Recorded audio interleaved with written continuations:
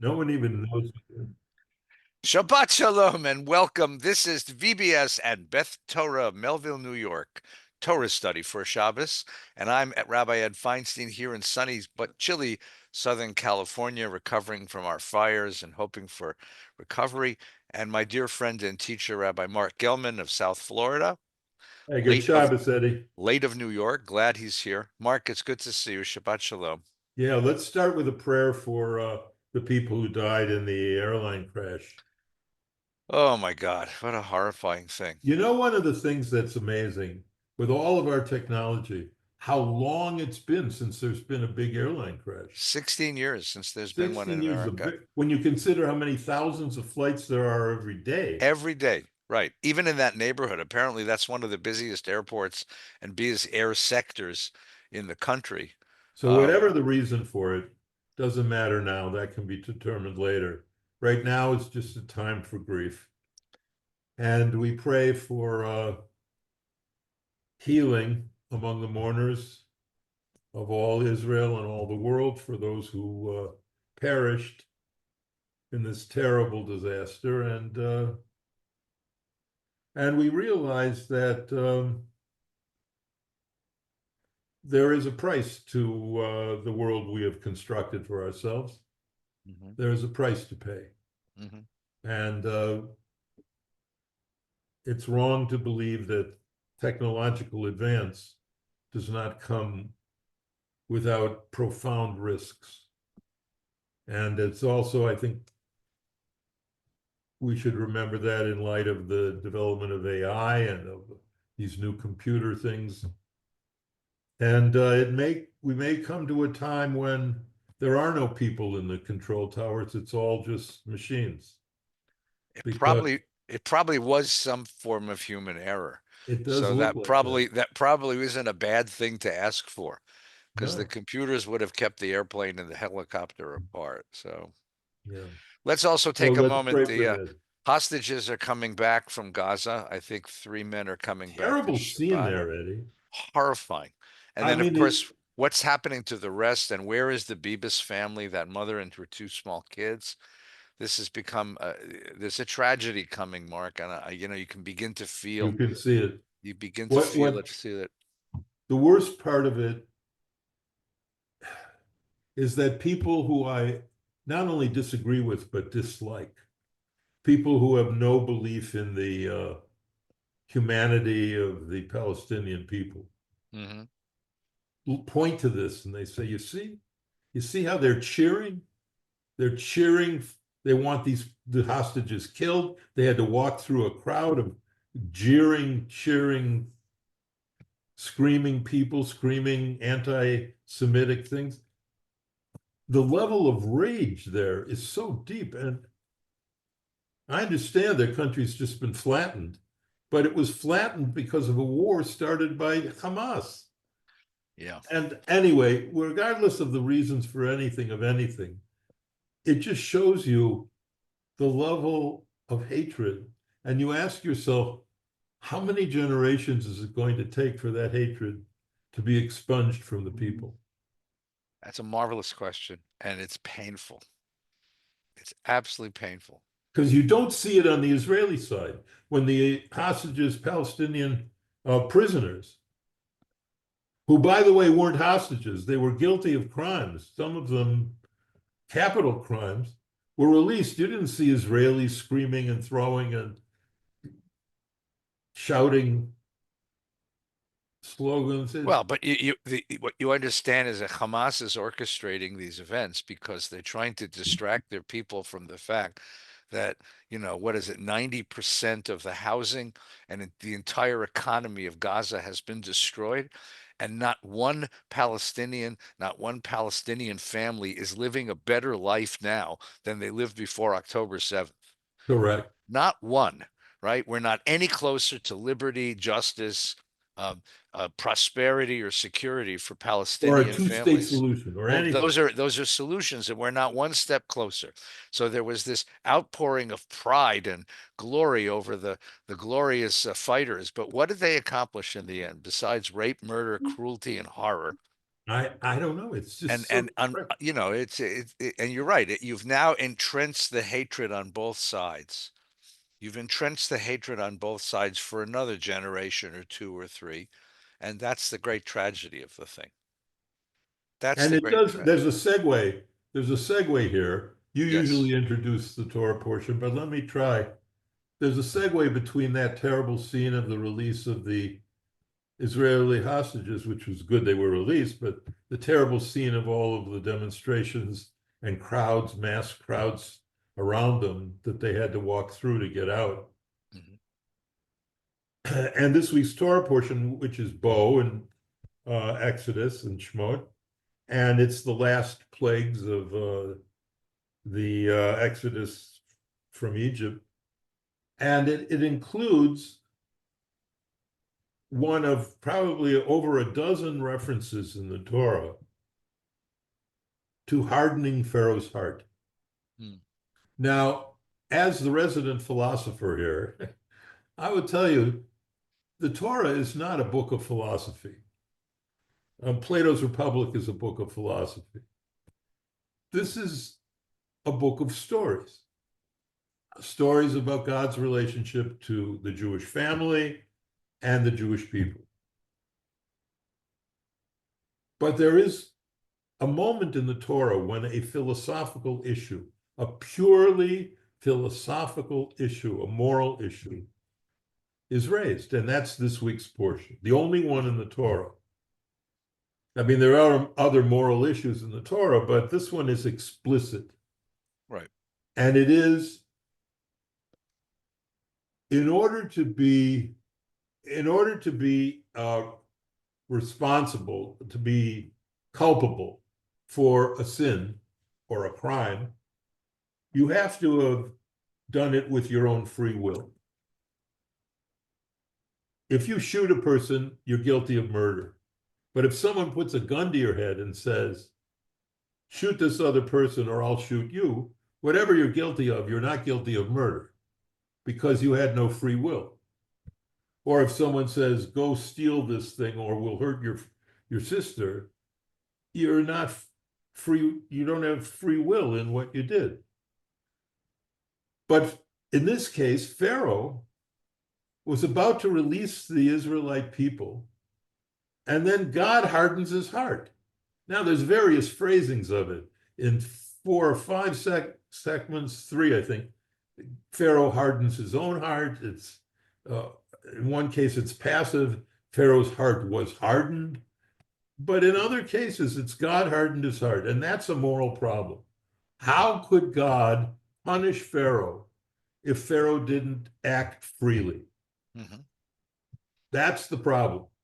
And the Jewish philosophers through the ages, and a bunch of people have done work on that. Moshe Sokolow has done a bunch of work on it.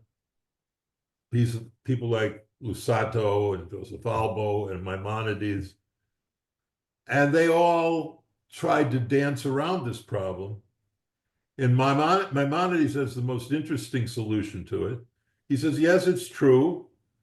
Pharaoh would not be culpable, but God hardened his heart because justice required that Pharaoh be punished.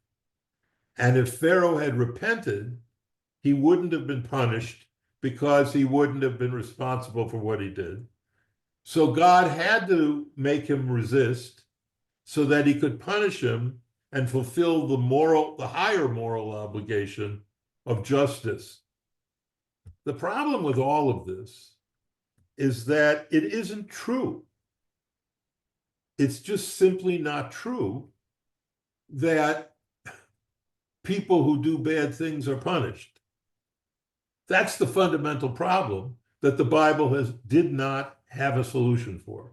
And that's why the Bible evolves, thanks to the Greeks, into the rabbinic idea of life after death, which, I've talked about almost exclusively as something that brings people hope in the face of human finitude and all that.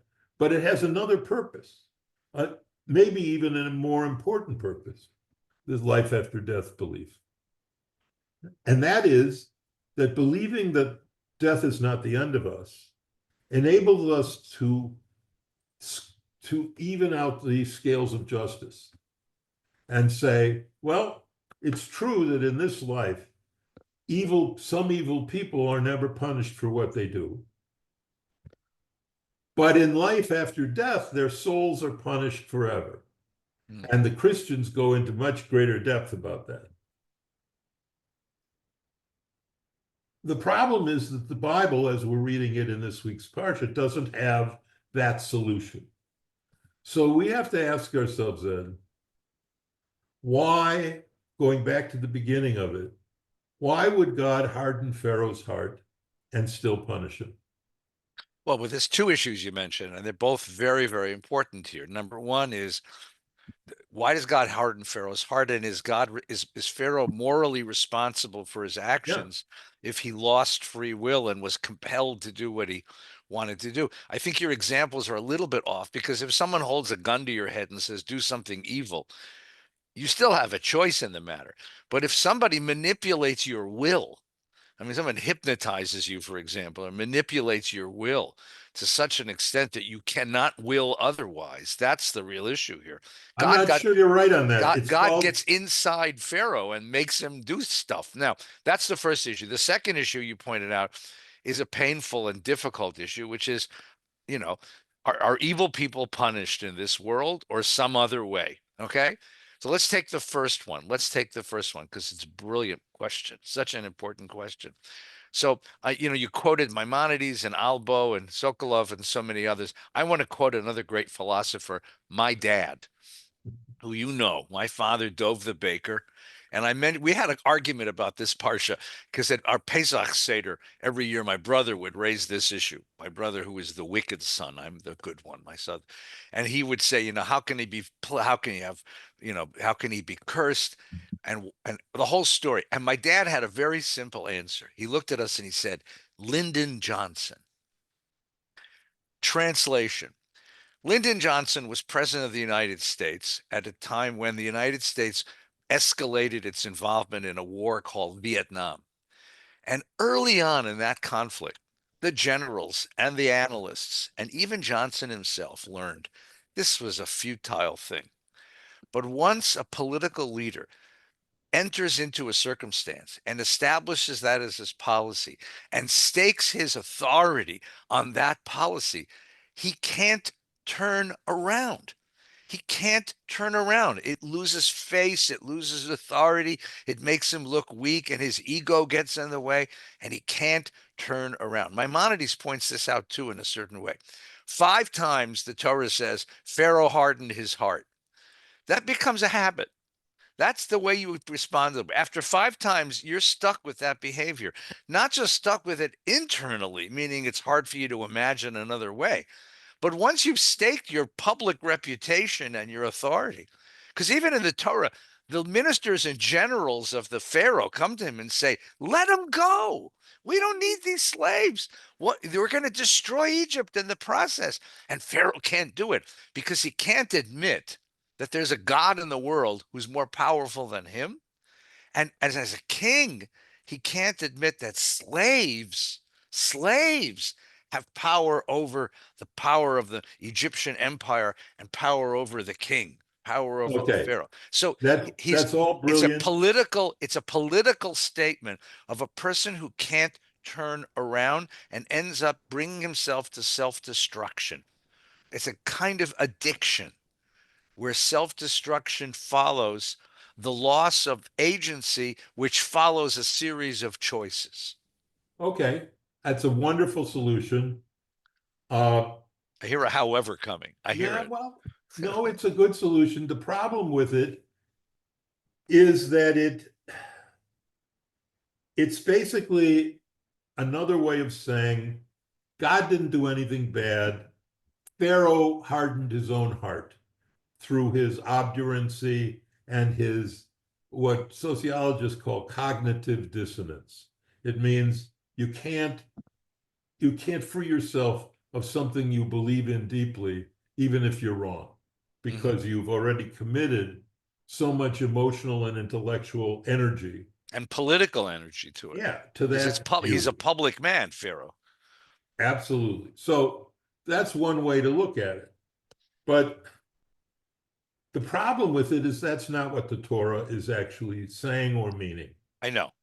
You're The right. Torah is actually saying God Pharaoh did was it. ready to let us go, and God stopped it.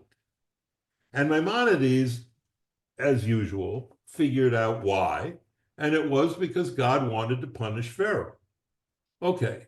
And God wanted to, it's even worse, frankly, because God, or rather different, God wanted to make God's reputation Yeah, known in the yeah. world. He wanted to demonstrate his glory by destroying the Pharaoh over and over and over again through these plagues Publicly. publicly. Yes, that's all true.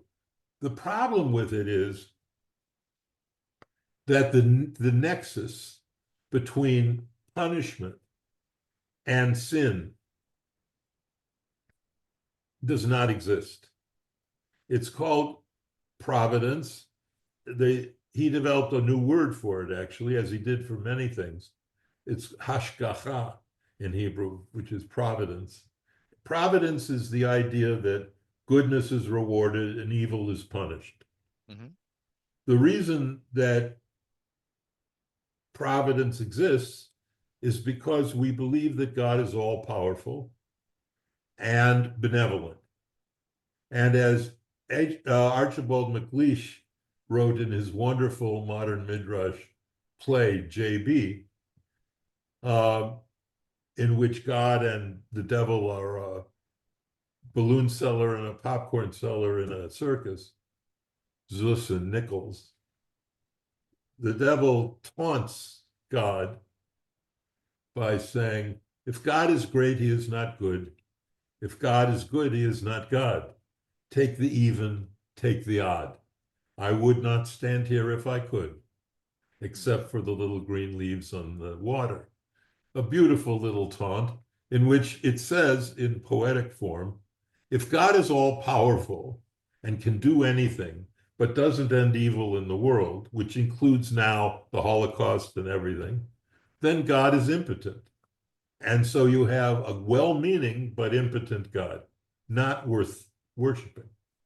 Or if God is all powerful and could stop everything, do anything, but chooses not to, then God is not good because God allows all this evil to exist.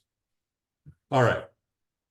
So that's the central intellectual problem of the whole Bible. And because of that problem, the Bible moves from different stages. First, it imagines collective punishment, then individual punishment. And finally, in the rabbinical period, it involves punishment and reward in a world to come. Mhm. But the end result of it is that nothing in this world can justify providence. So you have to create it in another world. The only one who figured it out, and the reason why Judaism still holds a tenuous hold on the morally right solution to this, is Ben Azai. Ben Azai, who wrote in Pirkei Avot chapter 4, Schar mitzvah mitzvah. The reward of a mitzvah is the mitzvah itself. Later, Immanuel Kant, the 1800s, in his Critique of Practical Reasoning, he figured out the philosophical way to articulate this in the categorical imperative. Basically, the solution to the problem is this. You do good because it's good, and not because you'll be rewarded. Mhm. You avoid evil because it's evil, and not because you'll be punished. Any kind of consideration beyond that is immoral. If you do good because you'll be rewarded, you're not really doing good, are you? You're really just paying off God, like putting a quarter in a gumball machine and getting a gumball. That's a transactional faith, and that doesn't work. Mhm. First of all, it doesn't work because it's low level. Hey, God, I'll do something good so you reward me. That's just Right. childish. And secondly, it's false. People do good things and then bad happens to them. So it destroys your system. So the only way to survive in this world and to be Jewish, the only way to preserve Judaism, let me say it in the most dramatic way I can, is to destroy providence and to say, we do good as God has helped us to see what the good is, because it is good. And we avoid evil because it's evil. And the way that I got the courage to release one of the most fundamental Jewish beliefs, that evil is punished and goodness rewarded, was Buddhism, where they don't think like that. They don't think if you do this, then you get that, because everything is without essence. But they do believe that there's a path, a way, a marga, a way out of this. And the only way out of this world we live in which we can preserve hope and the belief in a good and powerful God, is to believe that God doesn't punish evil and God doesn't reward goodness. God shows us goodness, God shows us evil, and God invites us to choose. Mhm. Why is that a Buddhist idea and not a Jewish idea? It's more Buddhist than Jewish, but it is Jewish if you include Ben Azai as the only Jewish teacher. Mhm. I would argue that's a Jewish idea as well. The Torah is full of mitzvot, But right? it's, oh my God, I'm teaching Psalms and every other Psalm. And if you do this and do that and do Yeah, yeah, that, but the Torah is also filled with mitzvot, which is laying responsibility on human beings to be partners in the construction of if a you world. do the word I say, then you will have I know, rain in I'm its not season. Then right. you will overcome your enemies. No, no, I wish you were right. That's I one want you to level. be right, but That's you're it. not right. That's right. I'm not suggesting that's the only rationale. You're right. Much of the book of Deuteronomy, for example, and the later books of Joshua, Judges, Samuel, and Kings, is that Deuteronomic history, which is And all all based, Psalm. not all Psalms, but it's much of it's based on a very crude sense of reward and punishment. You're exactly correct. Now, I'm not arguing that. That would be foolish to argue that. But I am suggesting that there is a way of reading other texts in the Torah and understanding this notion of you and I are partners in the creation of a world. And that as partners in the creation of the world, we are empowered to create the world that God has given us under with the goodness that God has taught us. Excuse me. And to create that world, and then to live and so what I've suggested here is a sort of is a more secular reading of the text. You're right. It's there are consequences to choices. And those consequences aren't punishments from heaven. They're the consequences that our ancestors have discovered or built into the system. Okay? I'm not arguing, Mark. You're exactly right. That's what's written in the Torah. But there are other voices within the Torah and within the rest of the tradition. And one of So those then other, we're in agreement. And absolutely, we're in agreement. but here's what we haven't done. We haven't helped people of lower faith, Jews of more, I won't say infantile faith, that's too insulting, but people who haven't been tutored in the higher ways. Hmm. We haven't been able to help them to understand Judaism is not a silly, stupid belief that Right. goodness gets you this and evil gets you that. Hmm. That's silly. That's stupid. That's not what the world looks like. And if we teach you that and you go out in the world and you see, evil people, Rava Tovlo, Tova Ralo, as the Talmud said, Right. a bad person and good happens to him. You say, wait a minute, Judaism isn't true. But if you look at it a different way, if you say, look, Judaism is showing you a path. Hmm. And if you depart from the path, you will not lead a life of spiritual flourishing. Does Right. that mean you'll be punished? No. But does it mean you'll have a happy, good life? Probably not, if you depart from the path.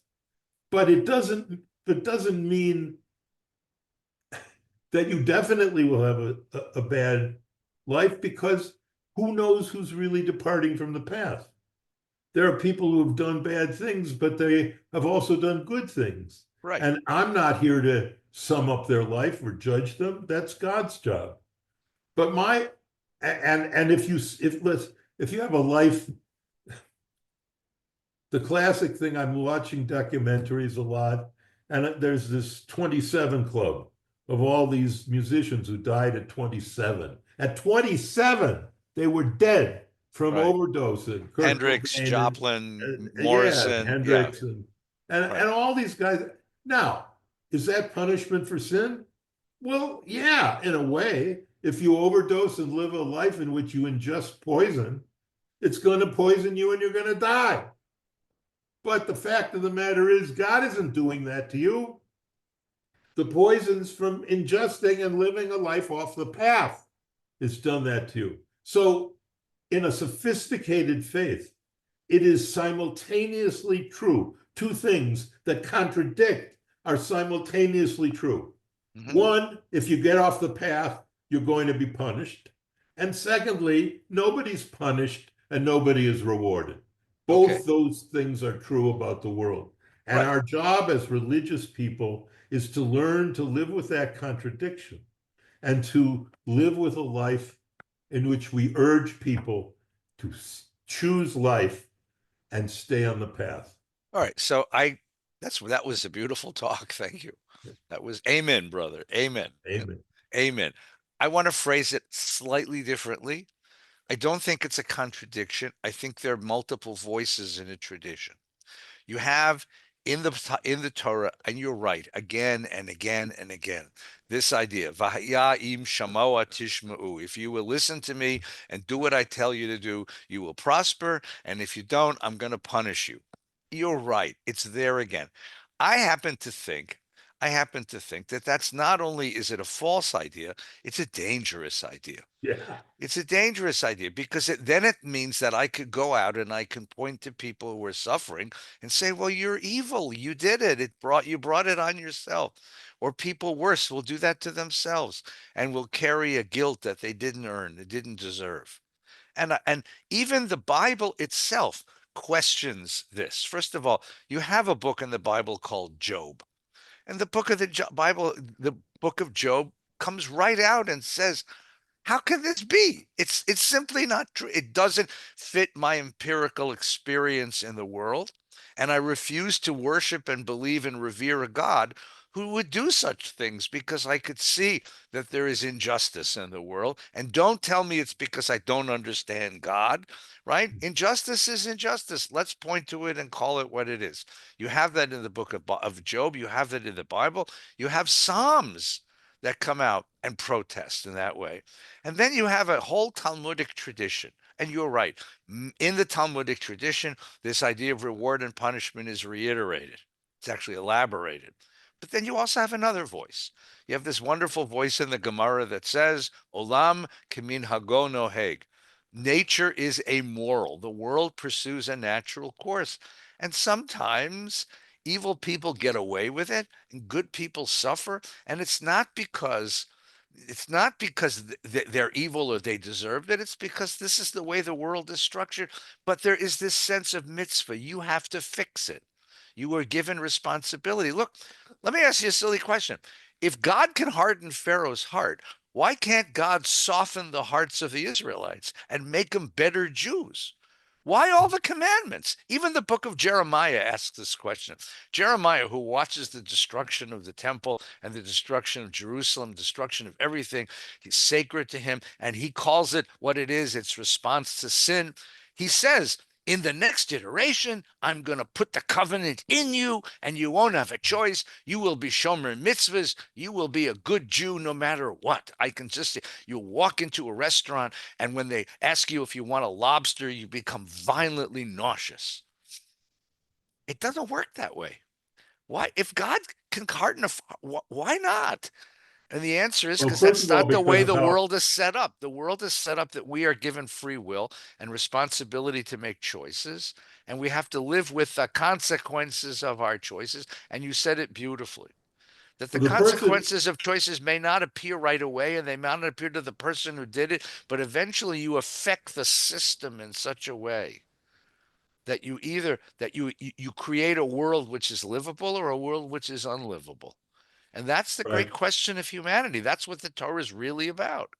You Please. know, this single question about providence not only propelled, it was the cause of what Hegel would call the dialectic of Judaism, um, the inner intellectual, spiritual contradictions Hmm. of Judaism, which push it on to other levels. It's also the reason why Christianity was developed, because Paul, who was an observant Jew, said, wait a minute, there's a path. If I'm on the path, I'm supposed to be saved and rewarded and all that, but I can't stay on the path. I can't stay on the path. There's Right. a million things, and the law taught me sin. So for some people, if you give them 50 mitzvahs, they're thrilled. Oh, good, yummy, good. I get to do 50 mitzvahs. That's what a kid would say. Ooh, let's do some more mitzvahs and do mea mitzvahs and mea brachos every day. Yeah, great. But there's other people like Woody Allen types, maybe. I don't know if he would believe this or not, but more cynical types who would say, yeah, I can't win this game. I can't win this squid game. I can't do it. I can't follow all the mitzvahs. There's 613.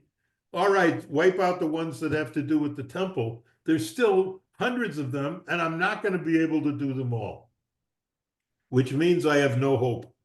So Christians come along, they say, Paul comes along, he says, no problem. You don't have to do them all. You don't have to do any of them. All you have to do is believe in Jesus as whose atoning death saves you from sin. So their solution was, it's not the path, it's the belief. But that they can't really do. They can't hold to that, which creates another dialectic that's only Christian called faith and works. For them, it's, well, wait a minute, if believing in Jesus is all I need to be saved, does that mean I can act like a complete bum and do anything I want and then say that I believe in Jesus and it gets all wiped out? So Peter and others say, well, no, by their acts you will know them, and they get their problem. They have that problem. But so what I'm trying to get to is this single ethical, moral, spiritual, historical issue is what drives all religions to make the solutions they make to our life here on earth. And that is an amazing thing. That's just an amazing thing to have one idea. Oh, and so the philosopher who Well, I mean, figured it's that, not just one idea, Mark. This no, is it's a the bunch of idea. ideas. This Yeah, is no, it's the idea. It's the it's idea. you're right. What does You're it right. mean to be a moral self in the world? And what That's are the the question. consequences? And What are yeah, the consequences? what's the context? How do you live in the world as a moral self? That's the great question. That's a quick, And how right. do you And create a culture which cultivates moral selves? That's the question. This yeah. is, and that And frankly am I is the rewarded? well, that Am I reward, rewarded? punishment, doing it on your own, goodness for its own sake, all of this are the accoutrements of a basic central question of, I'm watching my kids raise their kids. First of all, the greatest compliment in the world to watch your kids parent your grandkids because it shows you that you didn't screw up completely, right? They had some good role model in the world. But again, how do you teach a 3-year-old to be gentle and kind and cooperative and kind and good? How do you create an environment in a home? What school do you choose? What do you say to the kid to make the kid free and loving and gentle and good and not compulsive? I want the kid to be good but not compulsive, right? It's the question. Go ahead, please. No, you're right. It's the question. And the person who figured it out best in philosophy, I think, well, there's a bunch. Kant I've mentioned 100 times, but I haven't mentioned Leibniz. Leibniz had this. Go. Leibniz is the philosopher, I think, who really figured this out in his defense of the proposition that this is the best of all possible worlds Mhm. because God is all good and all powerful.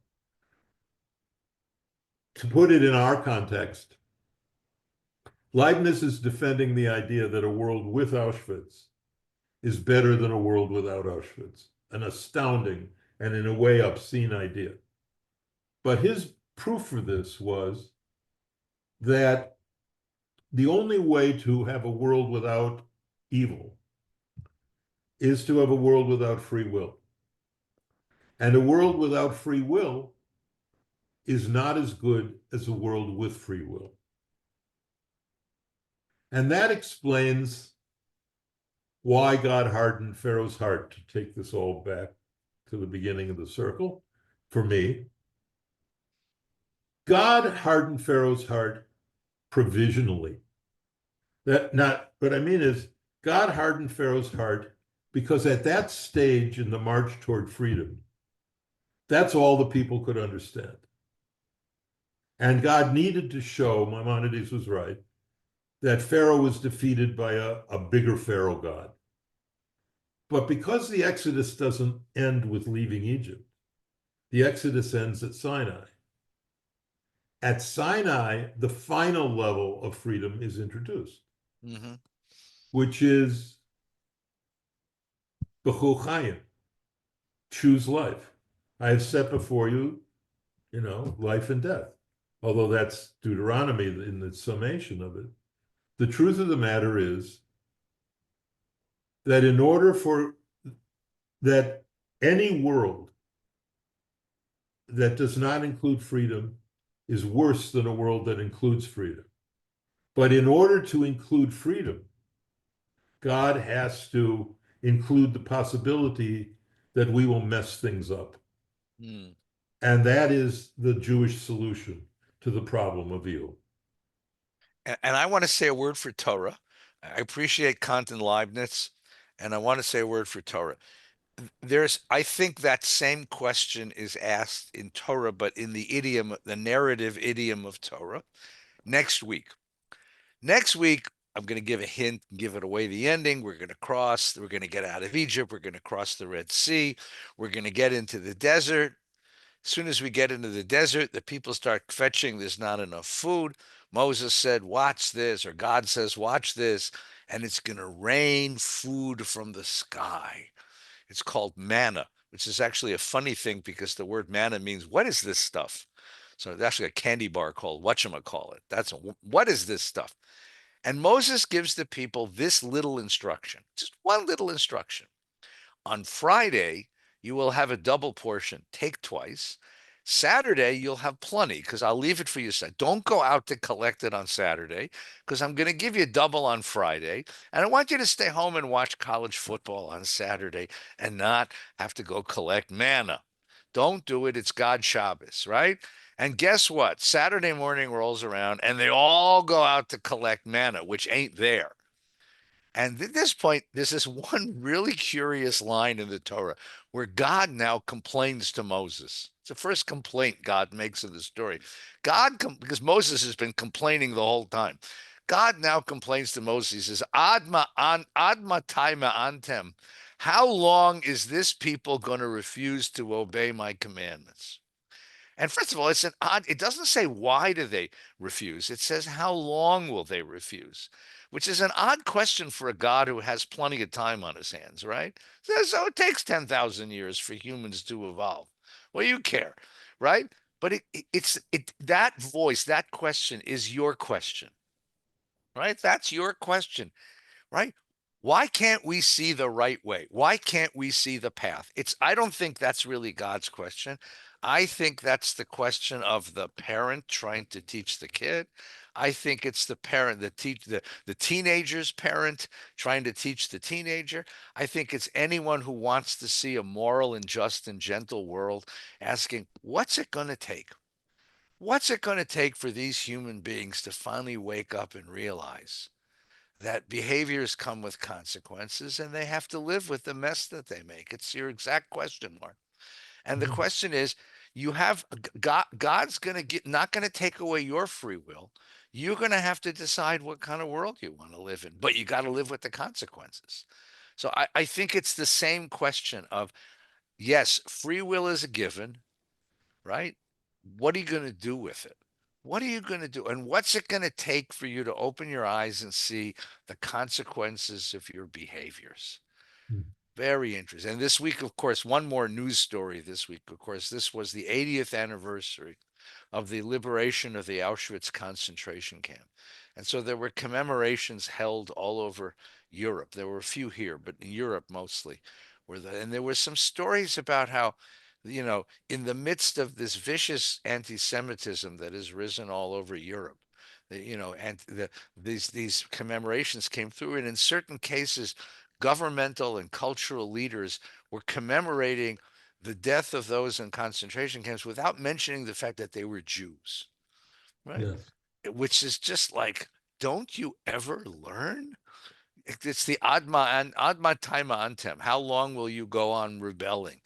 So it's your exact question. It's really the same question that Kant is asking and Leibniz is trying to answer. And of course Voltaire then makes fun of Leibniz and in Candide, because how do you live in a world where people have free will and don't see the consequences of their behaviors? It's a I wonderful don't know. That's question. above my pay grade. It's the right question. Mark, let It me is. wish you a good Shabbos. Thank you. Stay warm down there in Florida. I understand it's a little Everything's chilly, a good. little chilly.